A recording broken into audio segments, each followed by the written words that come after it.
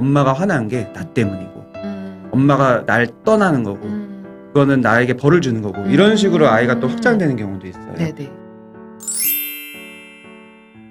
이 아이가 성취욕이 좀 낮은 것 같다. 아이의 성취욕이나 도전 의식은 어떻게 올려줄 수 있을까요? 왜냐하면 또 저희가 지난 영상에서 성취감이 강한 아이들이 좌절감이 큽니다. 이런 얘기를 했더니 그럼 이 영상 속 아이들은 다 내가 막 잘하려고 하고 성취욕 높은 아이들은 아닌가요? 애초에 좀 저희 아이는 잘해볼 의지가 많이 없는 것 같아요. 이런 도전의식 없는 아이들은 어떻게 해야 되나요? 라는 질문도 많이 주셨거든요. 네, 되게 중요한 질문이고 네. 그게 이제 분명히 기질도 있어요. 네. 성취욕이 큰 기질도 있고 에너지가 많은 기질도 있고 욕심이나 질투심 이런 게 많은 기질도 있고 네. 또 맞물려서 감정에 대한 것도 많이 이제 경험하는 아이들이 또 그렇게 되는 거고 반대 측면도 있어요. 별로 성취욕도 없고 에너지도 없고 감정적으로도 별로 느끼지 않고 네. 그래서 스트레스도 별로 없지만 그렇게 막 하고 싶은 욕구도 없고 이런 아이들도 있거든요. 네. 근데 또 중요한 게 지금 내가 보는 아이가 앞으로 계속 아이가 보일 모습은 아니라는 거예요. 언제든지 아이는 계속 변해요. 그래서 네. 어떤 계기나 아니면 어떤 발달 측면에 있어서 갑자기 이제 성취욕이 생기는 경우도 많고요. 네. 그렇기 때문에 이것만 가지고 이제 미리 생각하실 필요는 없다라는 거 말씀드리고 싶고 또 한 가지 이제 이걸 좀 더 이렇게 도와주고 강화시키려면은 자기주도 학습이라는 게 결국에는 자기가 어떤 욕구, 성취 욕구, 발전하고 싶은 욕구, 의욕, 동기를 더 이렇게 불러일으키기 위한 거잖아요. 네. 그거에는 크게 세 개가 필요해요. 아까 제일 먼저 말씀드린 자율성. 보통 이제 원래 에너지가 없는 아이, 성취욕이 없는 아이도 있지만 네. 성취욕이 자라지 않을 환경이 된 경우도 많아요. 네. 내가 어차피 뭐 하고 싶어도 안 될 거니까 못하게 할 거니까 내가 정할 수 없으니까 이런 식으로 자율성이 훼손된 경험을 많이 할수록 성취욕이 자랄 틈이 없고요. 그래서 1번 자율성 너무 중요하고 네. 부모로서 유대감을 계속 주는 거 안전기지가 되어주고 편이 되어주는 감정의 그 통로 역할을 하는 거 너무 중요하고요. 그 다음에 또 중요한 거 한 가지가 이제 유능감이죠. 자기가 네. 뭔가를 했었을 때 된다. 근데 이게 이제 저희는 공부 정서지만 이런 유능감이라는 거는 이렇게 서로 다른 영역에서 서로 통하는 게 있어서 초등학생일 때 특히 중요한 게 공부에 꼭 성취욕이 없어도 예를 들면 뭐 미술이든 음악이든 체육이든 네네. 자기가 좋아하는 네. 측면에서 뭔가 도전하고 싶은 의욕이 생겼을 때 도전을 충분히 해보고 거기서 어떤 결과로서 성취를 해보고 이게 자기 유능감이거든요. 네. 그 유능감이 공부 쪽이 아니었지만 나중에 중학교 가면서 내가 이 흥미는 떨어졌는데 공부 쪽으로 하고 싶은 흥미가 생길 수 있거든요. 그때 옮겨가요. 그래서 나는 미술을 도전해봤더니 됐어. 어느 정도. 공부도 할 수 있을 것 같아. 이런 식으로 이 유능감에 옮겨가요. 네. 그래서 이런 유능감을 키워주는 게 너무 중요하니까 꼭 공부 쪽이 아니어도 네. 다양한 아이가 재능을 보이는 측면에서 유능감을 경험하게 해주는 게 이제 동기를 불러일으키는데 너무 중요해요. 네. 정말 그렇겠네요. 부모님들 중에 이런 얘기를 하시는 분들이 진짜 많아요. 우리 아이가 못하는 아이가 아니라 정말 머리도 좋고 하면 잘할 수 있는 아이인데 잘 안 해요. 어떤 이유에선지. 근데 또 아이들 중에서도 나는 정말 하면 잘하는데 내가 공부를 안 해서 못하는 거지 못해서 안 하는 건 아니야. 이런 아이들이 많은데 이런 마음이나 이런 정서 자체는 도움이 되나요? 나중에 내가 정말 하려고 했을 때 괜찮고 좋은 건지 아니면 오히려 그런 생각에 갇혀서 오히려 공부를 못하게 하는 요인이 되는 건지. 네, 그게 양면이 있어요. 정도 차이에 있어서 역시 조금 마음 편하게 천천히 하는 측면인 경우도 있지만 또 반대쪽 측면에서는 회피인 경우도 있죠. 내가 뚜껑 열기 싫어서 네. 판도라의 상자가 열릴까봐 네. 아이도 그렇고 부모도 그렇고 이제 최대한 미루는 거예요. 했다가 안 될까봐. 미루는 이유는 역시 이제 했다가 안 될까봐. 안 되는 것 자체보다는 안 되는 걸로 인한 그 감정, 뭐 좌절감일 수도 있고 실패감 이런 거, 패배감을 아이도 느낄까봐 또는 부모가 느낄까봐 이런 경우들이 있고요. 그 이유도 역시 또 아까 말씀드린 완벽주의랑도 관련이 돼요. 내가 기준이 너무 높을 때는 그냥 시행착오나 뭔가 이런 내 기준에 못 미치는 경험을 하는 것 자체가 너무 두려워요.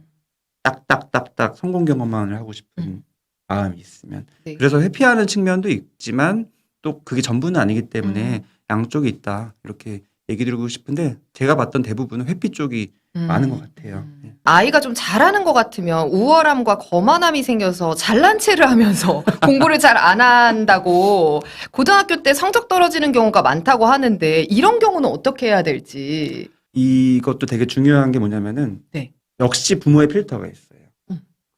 실제로 잘난 척하면서 공부 잘하는 애가 더 많거든요. 예. 근데 잘난 척했다가 방심해서 떨어지는 아이 얘기를 들어서 불안할 수도 있지만 네. 부모의 필터가 이런 경우가 많아요. 뭔가 도덕적인, 인성적인, 사회성 측면에서 너무 과한 자부심이나 과잉적인 그런 자기애는 교만하게 만들어서 도전을 안 하게 만들 수 있어라는 필터가 좀 많이 껴있을 소지가 있어요, 사실. 사람이 겸손해야 된다. 네, 그 사람이 겸손해야 된다라는 기본적인 생각이 좀 많은 분일수록 그렇게 네, 되거든요. 네. 실제로 뭐 교만해서 떨어질 수도 있죠. 근데 이제 자기가 굳이 반반 나누자면은 차라리 교만할지언정 네. 경험해보는 게 훨씬 나아요.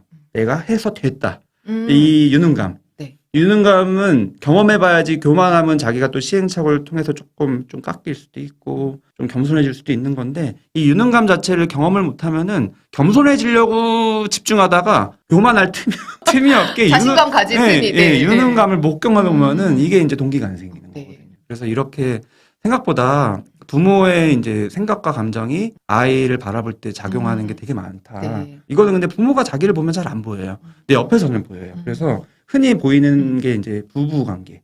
남편이라는 존재가 그렇게 방해만 되는 존재는 아니라는 거예요. 네. 태클은 되죠. 근데 네. 그 태클이 나한테 어떻게 보면 객관적인 이런 시각을 주는 게 될 수 있다라는 얘기를 꼭 네. 드리고 싶습니다. 네. 저희 지난 영상에서 감정이 엄마가 공부를 가르치다가 너무 안 좋을 때 감정이 괜찮은 뭐 아빠랑 잠깐 바꿔보던지 엄마가 지금 기분이 좀 그래서 잠깐 기분 좀 식히고 화 좀 식히고 다시 와서 하자라고 하는 팁을 드렸는데 그거를 못 견디는 아이들이 있더라고요. 가지 못하게 해서 가지마 한다고 그런 경우에 아이는 심리는 무엇인지 이럴 때는 아이가 가지 말라고 하니까 그냥 있어야 하는 건지. 아이들이 가지마 하는 심리가 있고요. 네. 그거를 물어봐야죠.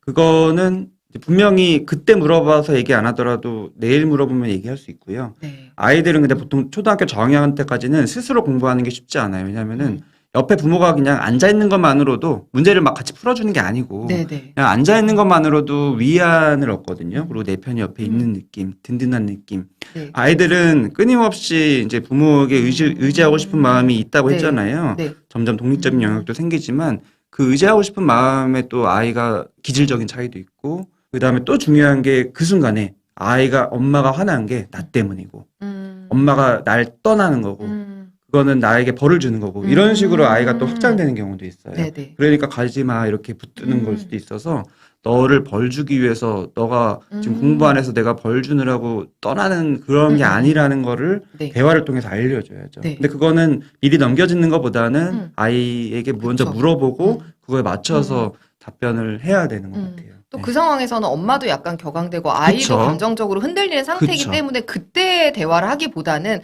나중에 한번 이야기를 하고 너를 이제 벌 주려거나 너 때문에 화나서 가버리는 너를 버리는 게 아니다라고 좀 이야기를 해보는 게 좋겠네요. 네네. 네. 중요한 질문을 주셨는데 엄마의 마음은 어떻게 해야 하나요?예요. 공부정서 지난번 올려주신 영상으로 참 많은 깨달음을 얻고 노력도 하고 있는데 이해는 하는데 이렇게 하다가 속 터집니다. 매일매일 매순간 다 이거를 어떻게 받아줘야 하나. 제가 오늘 이제 느낀 것도 지난번에 이제 아이가 공부를 회피하거나 숙제를 회피하는 거는 아이의 좌절감 때문이에요 였는데 이번에는 엄마와의 관계도 공부정서에 큰 영향을 미쳐요 라고 하니까 약간의 그 불안감과 걱정이 제가 올라오면서 나의 관계가 아이 정서에 이렇게 영향을 많이 미친다고? 정말 내가 잘해야 되겠네? 이런 의무감과 함께 엄마의 마음은 어떻게 해야 되나 좀. 엄마의 마음도 똑같아요. 네. 엄마도 당연히 시행착오를 할 수밖에 없고 네. 당연히 완벽한 존재가 아니고 여기 보면 매일 매 순간마다 이걸 할 수가 없어요. 네. 당연히 이제 엄마가 할 수 있을 때 하는 거예요. 제가 여기서 말씀드리는 거는 이상적인 얘기를 하는 거지 저도 뭐 매 순간 안 그래요. 네. 항상 그러지 못할 때도 많고 하지만 이제 각도를 맞추는 거죠. 이쪽으로. 요게 길게 봤었을 때 필요하고 아이에게 도움되는 거니까 내가 할 수 있을 때 기왕이면 요걸 하자. 딴 걸 하는 게 아니라 요걸 하자. 이 얘기를 드리는 거지 매 순간에 이렇게 해야지만 아이가 정서가 발달하고 여기서 좀 못 미치면 망한다 이게 아니에요. 그래서 그런 네. 압박감을 많이 가지고 계신다는 것 자체가 이미 이제 여기에 부담을 많이 가지고 계신 거고 네. 조금 풀어주셔도 돼요. 네네. 다 완벽할 수 없고요. 네. 할 수 있을 때 그걸 하라는 얘기 드리는 겁니다. 네. 계속 그거 하라는 게 아니라. 네. 부담 갖는다는 그 어머니의 댓글이 저는 네. 조금 안타깝고 네. 이해가 되고 음. 전혀 근데 그런 의도가 아니고 오히려 할 수 있을 때 뭘 해야 되는지를 알려드린 거고 오히려 할 수 있을 때 뭘 해야 되는지 알아야지 내가 할 수 없을 때나 안 할 때 제대로 또 쉴 수가 있기 때문에 엄마가 쉬고 엄마 마음 관리하는 거 너무 중요하거든요. 네. 그렇게 부담감 안 가지셨으면 좋겠습니다.